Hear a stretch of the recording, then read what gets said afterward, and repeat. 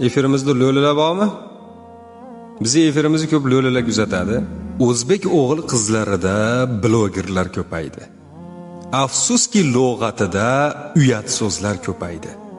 Bilmam, to'kmay deydimi, millat nomus orini TikTokda hech ko'rmadim birorta ham lo'lini. Na keksalar uyida, na deddomda lo'li bor. TikTokda tilanmaydi, ularni g'ururi bor. Shart qo'yib yechinmaydi, onadan so'kinmaydi. Men mashhur bo'laman deb iymonidan kechmaydi.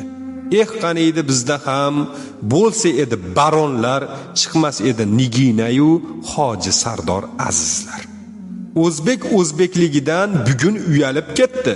Sababi xoramilar TikTokda to'lib ketdi.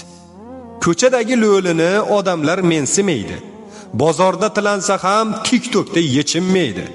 Ko'kragin ko'rsatmaydi, like deb past ketmaydi. Unitazga bosh tiqib peshobini ichmaydi. Hech kimni so'kinmaydi, danatga cho'qinmaydi, iymonini hech qanday padarkaga sotmaydi. Shart qo'yib bir-birini omma ichra qilmas xor lo'lilarni haqiqiy mard erkak